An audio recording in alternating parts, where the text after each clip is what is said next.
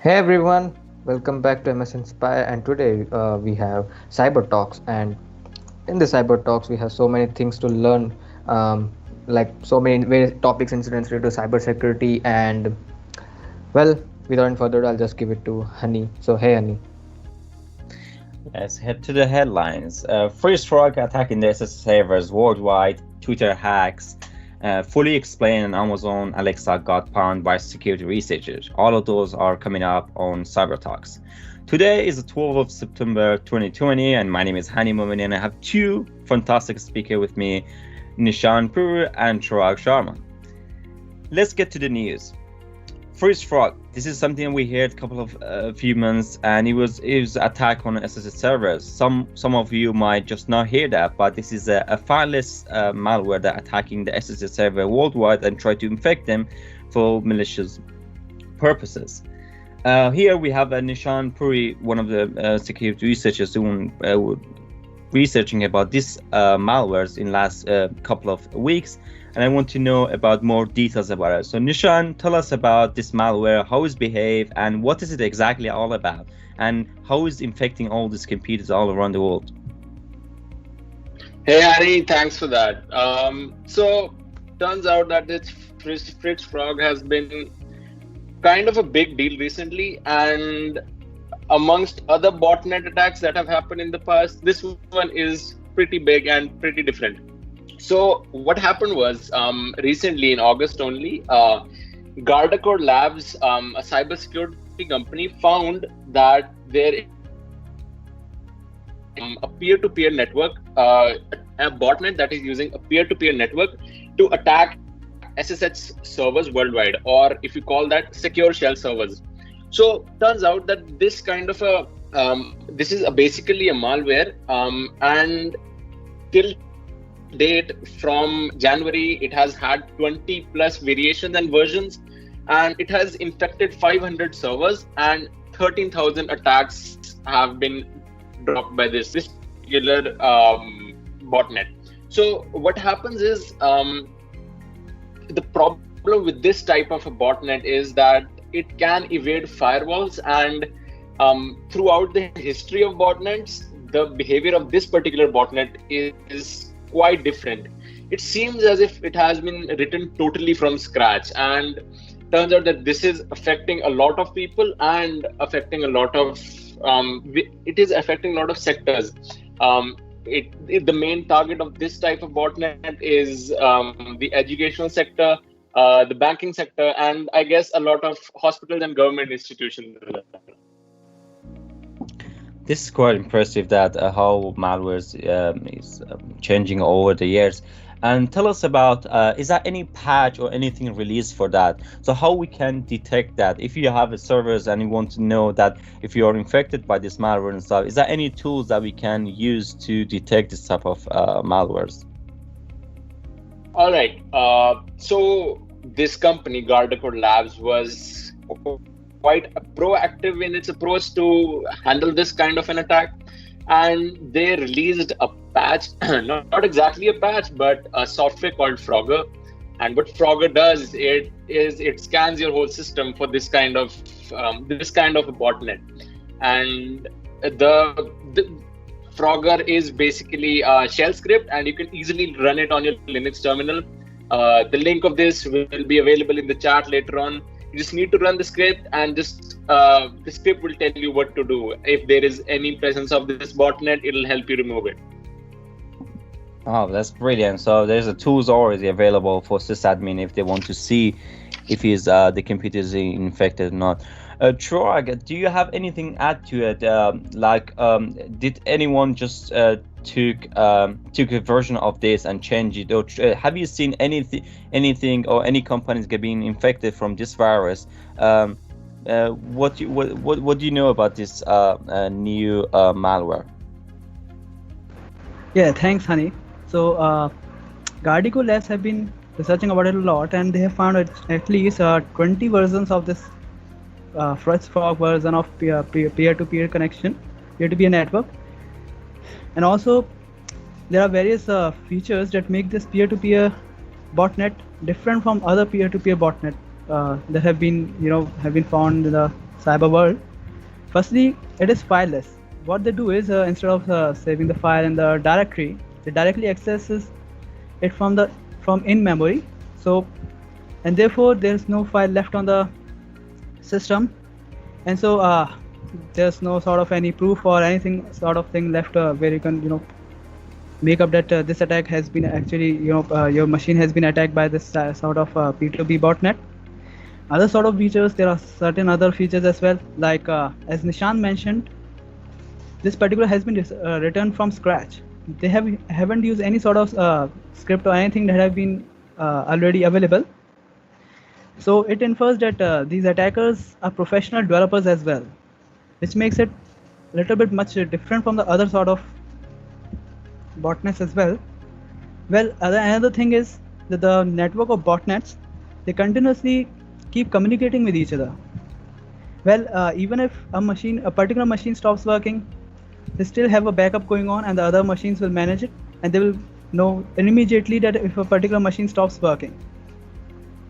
Well, another important feature, a very different feature of this particular P2P botnet is that they use aggressive brute force attacks on SSH server instead of other P2P botnet that they use less aggressive, and making it more aggressive though minimizes the efficiency. They manage it by deciding or dividing the task among different machines, which actually increases its efficiency even if it's aggressive.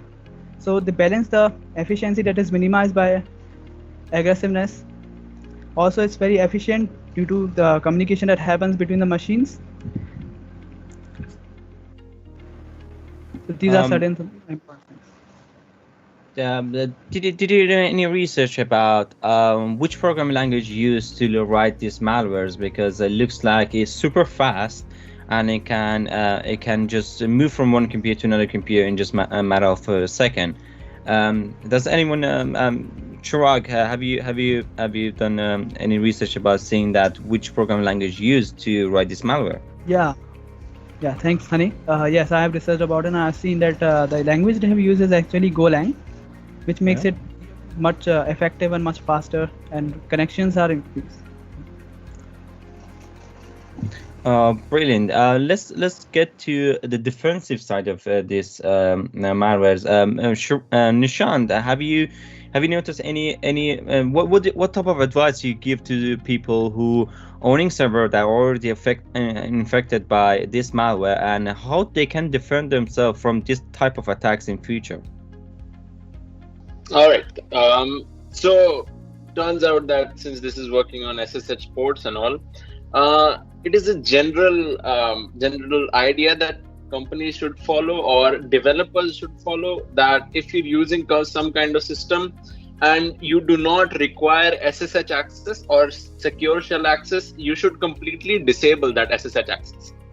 If you cannot disable your SSH access, you should at least apply filtering over it. And a general practice which should be done everywhere is to have strong encryption and public key authorization on all your servers.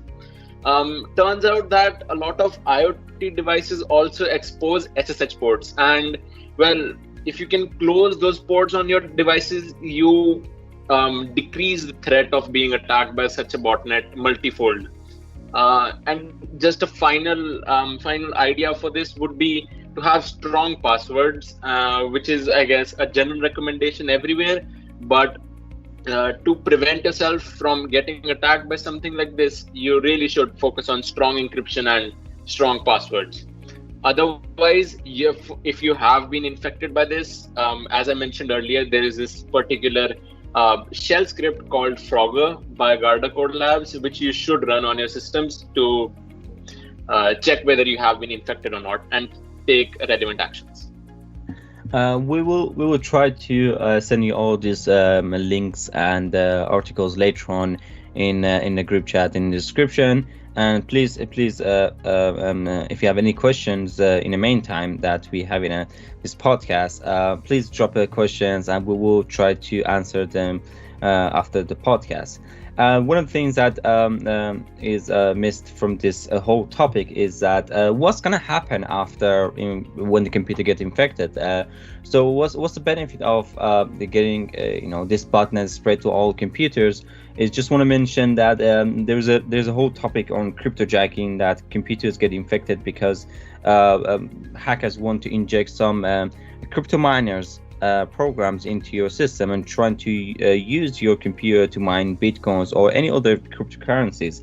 So some of you might just ask that, well, yeah, my computer got infected, so what now?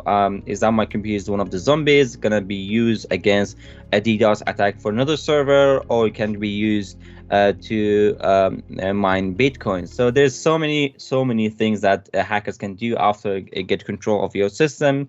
And one of the things that I think Nishant was mentioning about this type of attacks are really advanced attacks. They can evade any firewalls, any security systems, because they are so lightweight and they can transfer from one computer to another computer.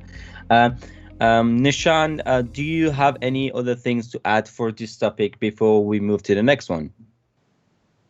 I guess you covered it perfectly, Hani. The last point would be that this kind of attack and attacks in general, which are increasing these days, are focused on bitcoins. And this one was kind of focused on Monero. If you consider that, I guess you will be able to expand on this more, and then we can move to the next one. Oh, brilliant. Chirag, do you have any news about that? Does anyone get arrested because of this spreading malware, or anyone just got the blame? Do you have any news about from the political side of it? Because it looks like a lot of servers are all around the world got infected. Yeah, a lot of research and investigation have been going on into this, and still it has been very difficult to find someone behind it. The main reason behind it is they actually use a decentralization. Instead of using a CNC server, they divide the task between all the machines, and they don't do any sort of centralization. So it's very difficult to get any sort of particular perpetrators behind the attack. So until now, it has been very difficult to find anyone behind it. Just want to mention for our listeners, this is our first podcast, and everything that we are discussing here are the facts or the things that we got from the media. So this is some of them are our opinions, some of them are based on the research and articles I found out, and everything that we already found from researchers, we will post them soon, so you can get access to them. And if you still have a question about this first frog and how is impacting the businesses, especially local businesses, please feel free to drop us a message. I think we kind of covered everything about first frog for now, and let's get to our next topic. So Alexa got hacked.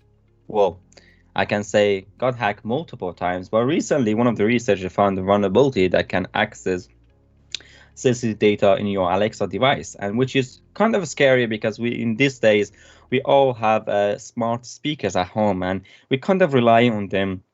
And even kids these days are interacting with these smart speakers and use them for listening to music or changing a channel, anything else. Some people are using it for online shopping, which is quite scary when it comes to privacy and security of these devices.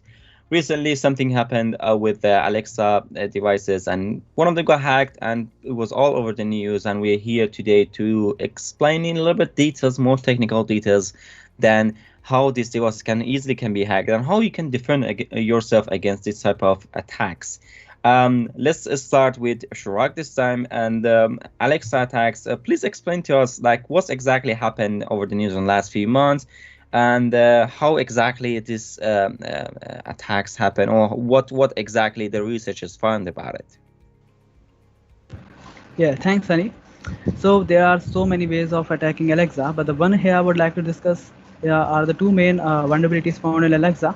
It is coarse misconfiguration, which is cross-origin resource sharing misconfiguration, and cross-site scripting.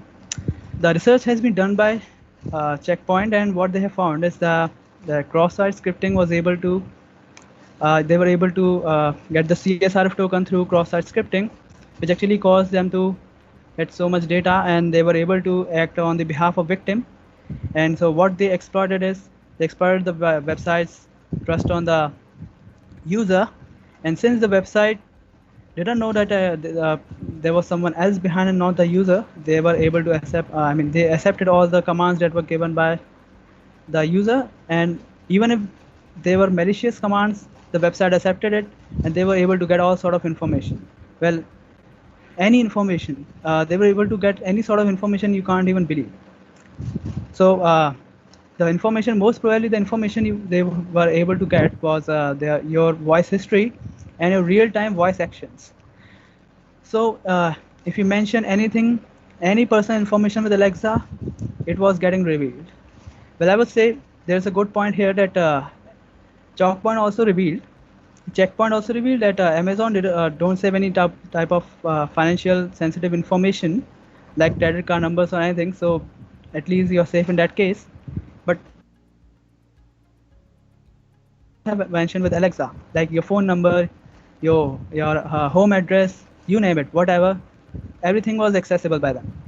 Another good thing about it is Amazon was able to patch it before any attacker would have been able to use it.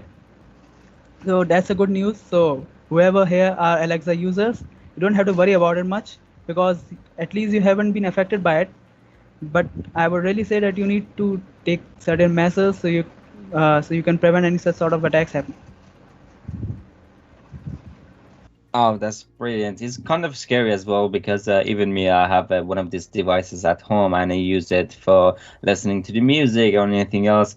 It's quite scary. Thank you for your explanation. Nishant, do you have any other explanation details about this type of attacks? And tell us more about is that any like real world example? Is that any things on the news that seen that someone got hacked because of this vulnerability? Is that something that we need to know? Yeah, thanks for that, Hani. I guess Chirag covered a good part of this and in a really good way. Turns out that such kind of attacks are a bit similar to social engineering attacks. So what actually happens in this kind of attacks is, or what happened in this case was, the user was redirected to a malicious link, or possibly, if you can call it, a fake Amazon website, and not exactly the same Amazon website, but a subdomain of it. So what is a subdomain? Say, for example, teams.microsoft.com is a subdomain of www.microsoft.com, and people were directed to here. And what happened was, so in your Alexa device, you have skills, right? So certain kind of skills. Now, signing on to that fake website that gave access of your Alexa to those attackers, which in this case is pretty good, since it was the attackers. They weren't actually attackers. This was this Checkpoint software technology solutions company, and they were actually security researchers. So that's a safe thing. But giving the access to all your Alexa skills means they can add or delete your skills. Moreover, this gave them the chance to execute two different kind of cybersecurity attacks, or hacking attacks, if you may. As Chirag mentioned, the cross-origin resource sharing misconfiguration and cross-site scripting. Now, what the attacker needs to do is use a script to bypass the SSL pinning, which is secure socket layer pinning.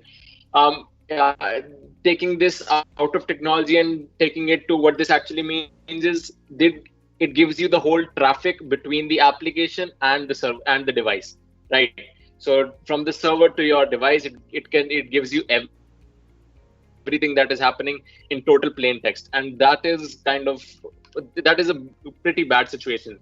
And what actually happened with this is that the company was working together with Amazon to patch this, and this has been patched. So if you are using updated software on your Amazon Alexa, you are safe to go. But you really need to be safe of what kind of links you are accessing. And I guess that's where a point of social engineering security comes in. Back to you, Hani. Um, that was a great explanation. Thank you for that. Is there any example of the similar vulnerabilities to other to other smart speakers? Like I think Google, they have a product. I forgot the name. What's the name of the smart speakers for Google? The Google Home, I guess. Yeah, it's Google Home. certain. Yes, Google Home. Is that the similar things to Google Home on itself? And what do you think? We will see this type of vulnerabilities in future in other devices, like similar device or smart speakers. Okay, what's kind of advice you would give to the people that are using these smart speakers, and how we can defend ourselves against this type of attacks in future? So let's start with Chirag this time. Yeah, so it's not just about Alexa, but Google Home and even Siri and all sort of home assistants are vulnerable to all sort of vulnerabilities and almost all sort of similar vulnerabilities that you can see with Alexa. So I would really like to give you some suggestions that you can, some measures you can take to prevent some sort such sort of actions or you get getting hacked. So firstly, by default, Alexa stores your uh, voice history and also it captures your voice actions. So you need to frequently delete your voice history. And also there is a very cool feature of Alexa that you can use, that is deletion by voice. If you feel like you have shared just recently some sensitive information with Alexa, just need to switch on that feature and you need to just say to Alexa, Alexa, delete what I just said, and Alexa will delete whatever you just said, and it's the most best feature to avoid any storage of sensitive information that you just shared with Alexa. There are other certain sort of measures you can take as well, like Nishant mentioned about users clicking certain sort of links. So it's related to social engineering. So you need to be aware about that before clicking any sort of link that comes to your mail or anywhere you receive it. You first need to be assured that that link is legit and it's nothing like malicious or something, or you would be prone to your information getting stolen by malicious people. So over to Honey. Nishan, do you have anything to add as advice for the people who using these smart speakers at home?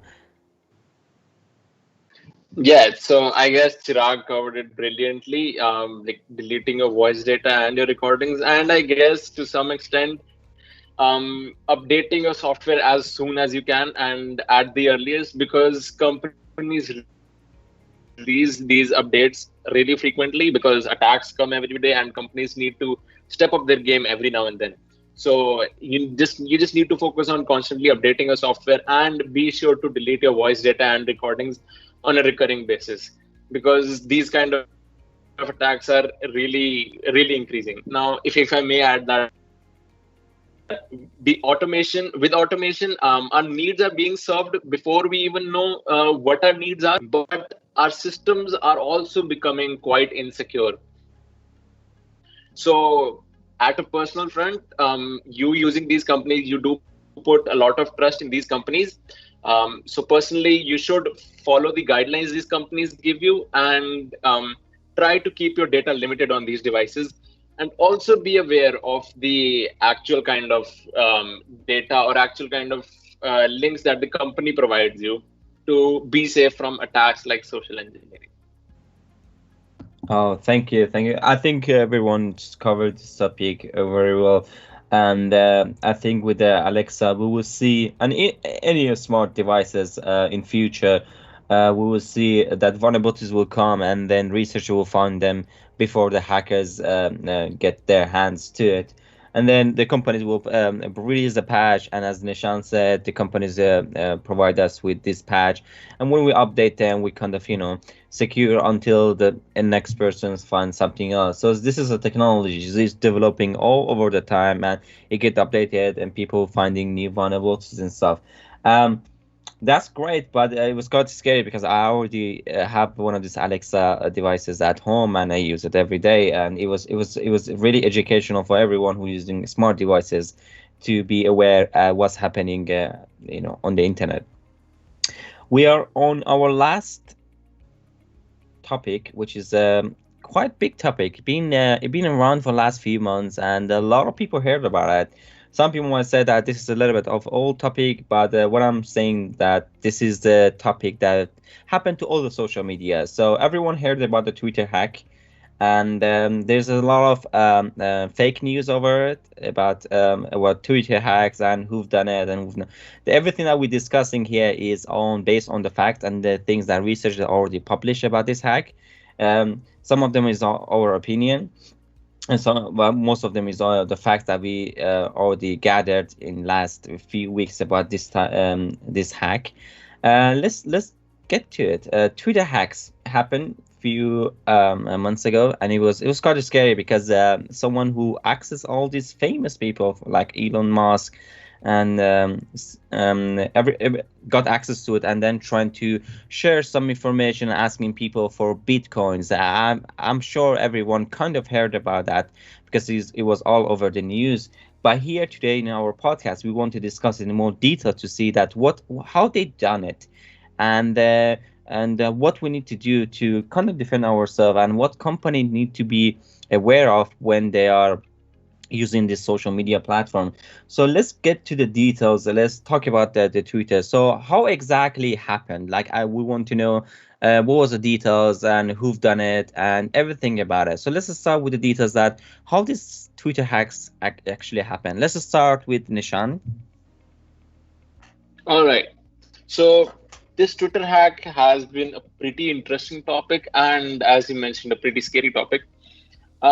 What happened was, so it was early in the morning on July 16th, and from and there was this kind of incident where from a lot of high profile Twitter accounts. Now, when I say high profile, I mean really high profile, as in Barack Obama, Elon Musk, Bill Gates, Joe Biden, Warren Buffett, Jeff Bezos, a lot of those accounts, even Twitter support for that matter, Apple, and a lot of Bitcoin related companies, for example, Gemini cryptocurrency and and Binance, if you think about it, and Cash App. These are a couple of Bitcoin related companies that were affected by this. So what happened was, on the Twitter handles, there was this tweet that was floating, and it was along the lines that that they need a couple of $1,000 or any amount of dollars, and in Bitcoin, obviously, and a Bitcoin address was given. All right. So they asked the users, the followers of all those high profile people, to give their Bitcoins to this particular address. And they said that we'll double the amount or increase the amount that we're giving back. And turns out this was a huge scam. Twitter support was really active and proactive into this, and took down all of those accounts. But by then there were like 275 transactions that were made, and 11.39 bitcoins were received by that account, which amounts to, I guess, at least nearly $100,000. So this was quite a big of a scam. Now, what's problematic with this is that these high-profile people followed everything that Twitter had advised them for the security guidelines. They even had two-factor authentication, which is kind of a really secure method on your phone, on your for your social media devices. As we started with the initial thoughts, initial findings, there were initial thoughts regarding a third-party app compromise. So what a lot of high-profile celebrities use is applications like Hootsuite, which manages all their social media accounts. And people thought that there was a chance of some kind of an API vulnerability in this, but turns out this was way different than whatever everyone was thinking. This was actually a large social engineering attack. So on to you, Hani. Let's continue with this story. This is a really, really interesting topic. Oh, that's brilliant. It was all over the news, and people were coming with all this fake news saying that yes, this was an API, and some people will say no, that was some of the servers on Twitter got hacked, and so many fake news and stuff. But today we are here to just go to the details because there's some stuff released in last few weeks and talking about exactly what exactly happened, and Chirag, did you done any research about who was behind it? Do they get arrested, and who was responsible for that? And from this side, and as Nishan said, they managed to took a lot of bitcoins from people. And does that bitcoin, all the bitcoin, went back to the people who already donated, or what's happened with that money, and who got arrested? A little bit more details about that. Thank you. Yeah, that's cool thing. Actually, after the investigation, they have found that three people were behind the attack and they have been arrested. And interesting thing about it is one of them was a 17-year-old teenager. Well, uh, the main motive was to, it has been according to the research, or at least what have they found, or what they thought is that their motive was to steal some sort of cryptocurrencies from people by hacking famous personalities' accounts and making them think that it's actually those personalities who are actually going to double your money in form of cryptocurrencies, but they didn't know anything about, like, actually it was totally illegitimate link. And almost approx 110,000 of cryptocurrencies were stolen from their side. At least they were able to successfully do this. And yes, uh, work has been going on to give back those cryptocurrencies to the people who they're belonging to, but there's not much update found on this. So yes, they have been working on solving all the problems that people have faced due to these attacks. So yes, this is a very interesting topic. Over to you, Hani. Nishant, do you have any news about how exactly have been done, and what kind of tools and technique they use to get access to all these accounts? All right, so this is where it gets interesting. On 31st of July, Twitter support revealed that the attack targeted a small number of employees through something like phone spear phishing attack. And the attack basically relied on significant and concerted attempt to mislead certain employees and, mind this, exploit human vulnerabilities to gain access to the system. Now, what this means is that the so-called hackers, did not use any sophisticated tools or techniques, or did not do any serious high-level hacking to get into the system. Instead, they got in through what is called the weakest security part of a system, the humans. They got in through that, and what made it worse was that Twitter had this, if you call it a god level access tool.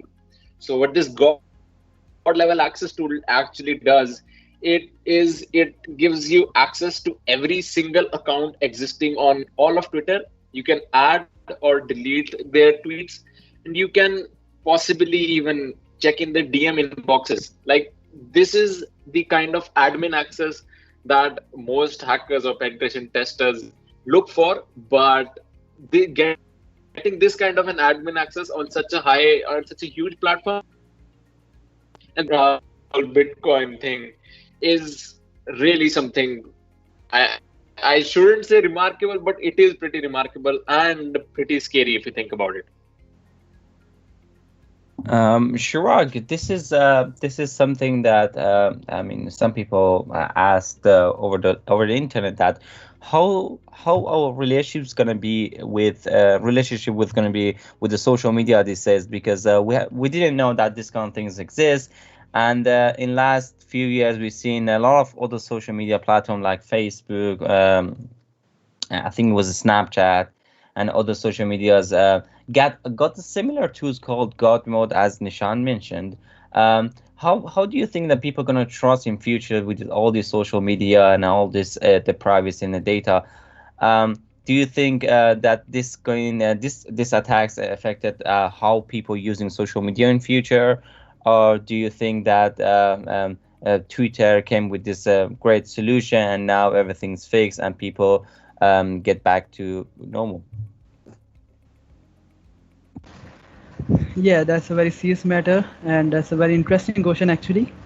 So yes, we have seen since years that some sort of trust has been trust of social media has been broken down due to certain sort of issues, and this is one of the biggest issues that has happened, and it will definitely affect how people will use it, and they will lose trust even in the accounts. They will not easily believe that the person behind that particular account is the person they think they are. That may be affected because they can't think what's happening, whatever. So yes, actually, and to build up this, actually these are very big organizations, and they have a lot of power with them.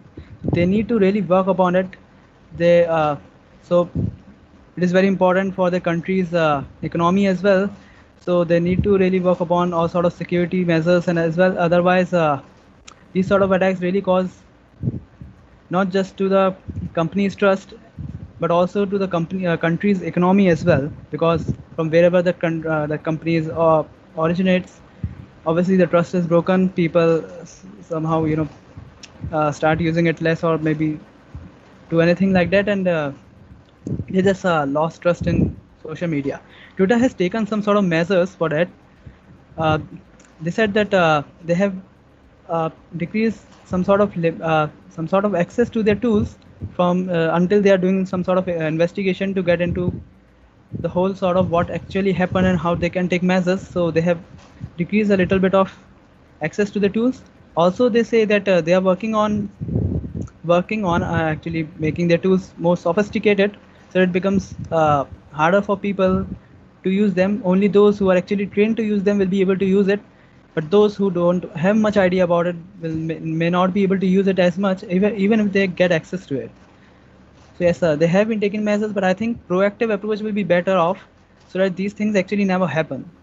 So thank you. Over to Honey. Yeah, as Chirag mentioned, that accessing to these tools getting limited, and they're kind of restricting who and when they can access to these god level tools. And uh, Nishant, what do you think as advice for individuals and also for companies for using social media as their, the advertising platform or anything else? What kind of advice you would give to people after this Twitter hack already happened? All right, thanks for that, Honey. And before I go into this, I would like to rephrase what I said. It's not really remarkable. What I meant to say is more of it's like a really huge scale attack, which is kind of a big thing doing something like this. And that is a correction I'd like to make. Now, moving on to your question, Honey.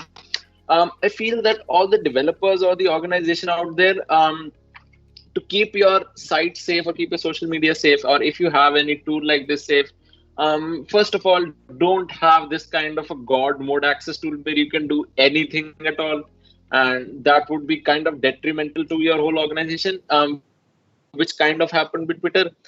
Even if you wish to have such an access now, as you were talking about this earlier, the case of Snapchat and Facebook and MySpace having such god level access tools, if you should have this kind of access, and sometimes it is also necessary to have this kind of access based on the law enforcement directives, have limited access to them, like only a couple of people and only through certain measures they can access something like this. And one thing that is really important that we need to realize from this attack, and kind of from the Alexa attack as well, is to have social engineering fail safes. There needs to be something against social engineering. There needs to be training on social engineering to protect employees, companies, and people in general from something like this. Because this attack did cause some loss to, or some kind of loss to a lot of people, and that is a really bad thing. So if there are more work on social engineering and more protection mechanisms on that, that will be a really good thing. Back to you, Hani. Yes, there's a lot of things that need to be on the educational side, making sure that you education your employees and have a good understanding of social engineering and other things that hackers use these days to attack this type of platform, which is really popular. Which means that they have a bigger and target surface. So let's get back to the Twitter hacks and stuff. So Chirag, do you Do you have any other advice you would like to add before we wrap up the whole podcast about this topic? Yeah, I guess Nishant covered it very well. He covered all sort of measures that we should take and all. But still, I would like to add one point. Even if you had all sort of technical security settings in your account setup, even then it wouldn't have worked a lot because there's nothing much technical about it. What they use is human vulnerabilities, as Nishant mentioned. So the measures that we can take is only about that we can be more aware about social engineering attacks and how you can be aware about not opening any sort of link, but be more cautious before doing anything sort of that, or maybe believing people, especially if it pertains to companies. Anything related to company, then you shouldn't believe anything to anyone so easy. You should actually check it, like, is it even legitimate? Should I give them any sort of access or any sort of why should I or should I open any sort of link? So yes, Twitter may be working on uh, educating their employees about all these sort of things so that they are away from the next time and they don't get into any that sort of trap or something. So over to you, Hani. I think we covered the whole three topics very well, and this is the whole summary of cybersecurity happening last few months. And today is 12th of September 2020, and I would like to thank you everyone who put the effort, from the people who been a speaker today and people who've been working background to make these things happen. This podcast will be continuing happening once a month. Please follow us on our social media. It's all on description below, and also follow the Twitter MSInspir. We will try to post more news regarding our next podcast, and please feel free to give us feedback. This is always the first time that we're doing a podcast, cybersecurity podcast for Microsoft Student Ambassador Program. And it would be great that if you can get feedback how we can improve it, and what kind of topics would you like us to talk about on our next podcast. Please keep in touch with us, and social media, as I said, is in description below. And thank you for listening, and please stay safe. And thank you everyone who been participating and working. Thank you. Yeah, thank you.